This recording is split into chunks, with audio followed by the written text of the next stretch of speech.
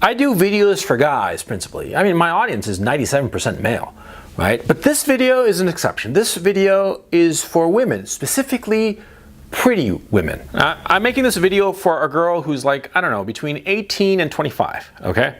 You are at the peak of your sexual attractiveness and you have no idea what's going on in your life now, and you have no idea what's going to hit you in a few very short years. And I'm here to tell you, I'm here to give you a warning, okay? If you're a pretty girl, your life is not going to be particularly happy unless you're careful. And I'm going to explain why. You see, you're a pretty girl. You're a pretty baby, okay? You're a very pretty baby, grew into a pretty little toddler, a pretty little child. You hit puberty and you came out looking beautiful, you know? And of course, when you were younger, you were tall and gawky, you know, perhaps over skinny and what have you, but slowly you grew into yourself, you filled out and all the rest of it. And now you're like 20 years old and you're hot as can be, and everybody is nice to you, right? That's what's going on. Everybody that you meet is so incredibly nice to you. And now, if you're not a complete idiot, you've probably noticed that other people don't have it as good as you. Other people do not receive the red carpet treatment that you get, yeah? I mean, you go to some restaurant with some guy, right?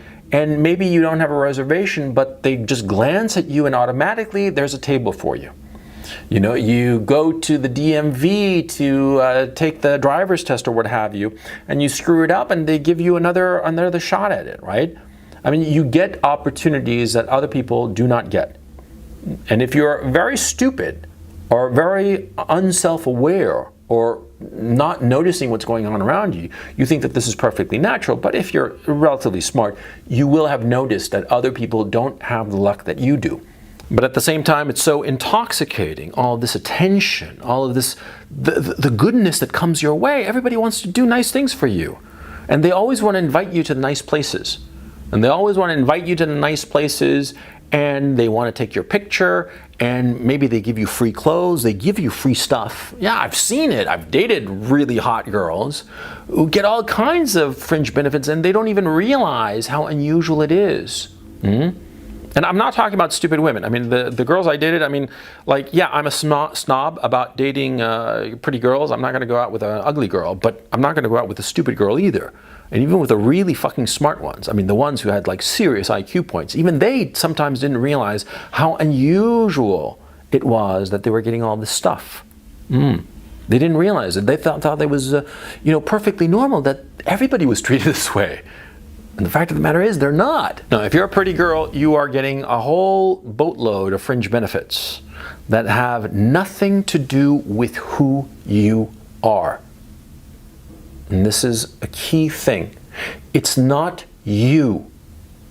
It's because you are sexually attractive. Everybody wants to think that they are the reason that people act a certain way or they don't, right? But in the case of a young woman, a sexually attractive young woman, a pretty girl, like I said, between 18 and 25, yeah, you are really two women. On the one hand, you are you, the person inside you, the person who has read certain books and has had certain experiences and has certain viewpoints and what have you. But on the other hand, you are this sexual shell, an exterior that you project out into the world. And what you are projecting out into the world is something really that is beyond your control and is not yours in a very real sense. It's something that you have for a brief time. And it's this sexual attractiveness. Now, this sexual attractiveness is provocative to both sexes and to people of all ages. It is provocative to human beings as a species, see? Because an attractive young girl, an attractive young woman between 18 and 25, she is at the peak of her sexual fertility. She is at the peak of her fertility, and at the same time she's very attractive. This is the highest status in the sexual hierarchy. And so men and women of all ages are going to react very, very favorably towards you, not because of who you are, but because of this costume that you're wearing, this fertility that you're projecting out into the world. And this fertility It touches every human being because we want the best for that girl, you, because you represent, or let me phrase this costume that you're wearing, that you cannot, of course, take off, this costume of fertility signals to everybody the future. Potentially, you can have a lot of children, a lot of healthy children, healthy and beautiful children. See? And automatically, as a species, we all are, not just guys, but we are all human beings. We are affected by this aura that you are projecting, that you don't even realize you are projecting. And we want the best for that because of what you carry. You carry hope, the potential for many beautiful, healthy children. And that's why men, women, old, young, every social class, we will do everything for you because of this fertility that you are projecting. And it's not you personally. We don't really give a shit about you. We are reacting to this fertility that you are projecting. That you are projecting and in a very real sense have no control over. Okay? And you are the beneficiary of our goodwill. You see what's going on? Now, insofar as guys are concerned, guys do not give a shit about you as a person. They don't care. They don't care. They will say that they do. Okay? Every man you meet, okay, every man that you could potentially see yourself as a mate, right? Every man you meet does not give a shit about you and your feelings. No. They only care about the fact that you're hot. Yes, and you can ask any guy watching this video. Hey, get some friend of yours, some gay guy maybe. You know, gay guys are great because they will give you true advice because they are not interested in you sexually. They just want to butterfly around you, right? Because of that fertility that you're projecting. But that's for another conversation or later in this video. I don't know. But anyway, the point is, see, every guy wants to fuck you. Every guy looks at you as like the biggest prize because you are a beautiful, healthy young woman at the peak of her fertility. And so every young guy, or any guy period, right, even an old fart like me at 51, yeah, I'm gonna find you incredibly hot and I want to bang your brains out. And you say any stupidity and I'll just put up with it. No matter how foolish what you're saying is, I'm not gonna counteract or contradict you. No. You say that, the sky is green and 2 + 2 is 5, and I'll say, yeah, you're absolutely right. You're so smart. You're so smart. How was it that I never realized that the sky is green and 2 + 2 is 5? You're a genius. And I'll flatter your ass and say all kinds of lies to get you into bed. Of course. Every guy is going to do that.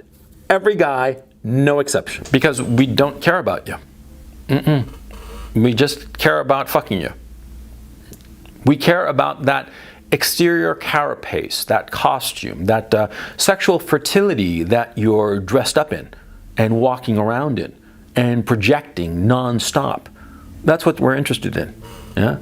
By the same token that an older woman, way past menopause, will look at you very kindly and will do all sorts of things for you. Yeah, because she sees you as the future of the species in an inarticulate way. I mean, she might not be able to articulate this, might not even realize it, but she will treat you better. The only people who treat you worse are, of course, the girls who were formerly pretty, but no longer are. Yeah, you know who I'm talking about. I'm talking about the girls who are over 35. Yeah, those girls, or those women.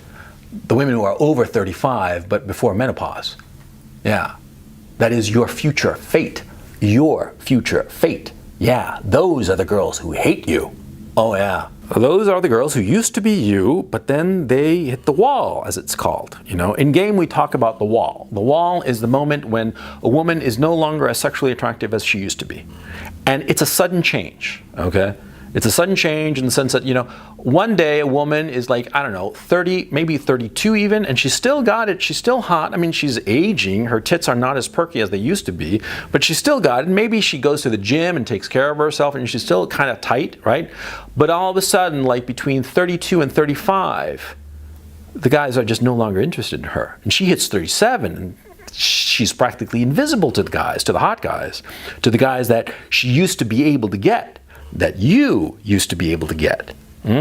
Yeah, what happens is that, see, a girl hits a wall, that wall of, between 33 and 37, it's not the same for every woman. It's just sort of like a range. But by the time that they're 40, every woman has hit it. Yeah, that's the end of their sexual attractiveness. Yeah. They might be able to pretend that they are still sexually attractive. Yeah, with makeup and hair coloring and plastic surgery and all the rest of it.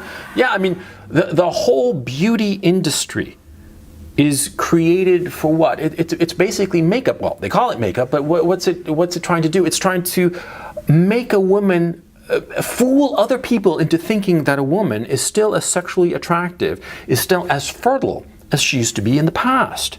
See? A girl who's 20 and walking around without makeup, yeah, and she didn't really fix her hair, she just brushed it a little bit and that's it, and she's walking around with no makeup, she's fucking hot. For a woman who is 40 to put out the same effect, she has to dye her hair, she has to put on a couple of layers of makeup and put them on just perfectly, just right, in order to fool the casual observer into thinking that she is as fertile as she used to be when she was 20. See? A 20-year-old girl, when she was 20, she just walked around and she was just like that. She was just like, it was natural. She hits 40 and she has to pretend. She's not the real deal anymore. Huh? And that's the cruelty of nature. And that's the thing that young women, pretty girls like you, have not been told. Nature is fucking cruel and will be cruel to you.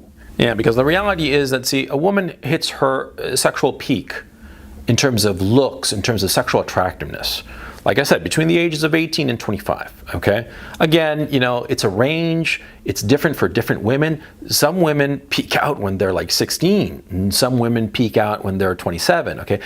That's not the point. The point is that, see, it's a range of their sexual attractiveness, of their peak sexual attractiveness. It's that fertility window. And as a woman starts to age, right, she starts to lose her looks. And the fact of the matter is, when a woman hits 32, she is 70% as likely to get pregnant as when she was 22. And when a woman is 37, she is 70% less likely to get pregnant than when she was 32. That is, her fertility drops from a peak at 21, 22, it drops and then drops catastrophically after that, okay?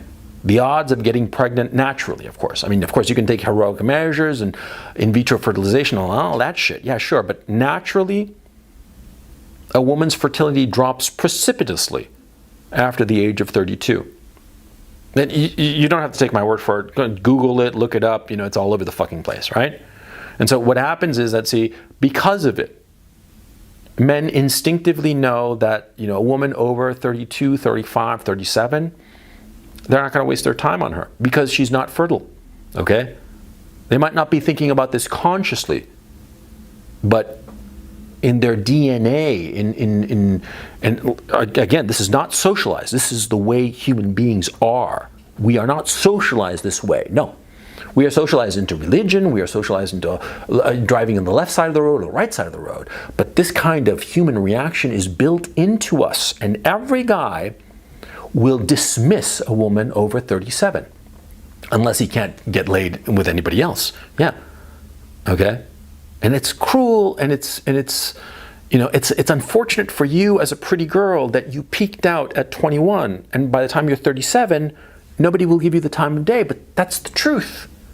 That's the truth that nobody's going to tell you, but that everybody knows. And the other thing that nobody's going to tell you is that, see, most guys, they peak in their 40s, okay? Most guys, they peak out when they're like 45, 47, yeah? That's pretty much the peak of a guy, okay? When they're, 20, 25, 30 even, they're fumbling buffoons. They don't know shit about anything, okay? They don't have any resources. They don't have any experience. But as they grow and mature, right, they start hitting their late 30s, then early 40s. By the time they're 45, they usually have their shit pretty organized insofar as the money situation is concerned.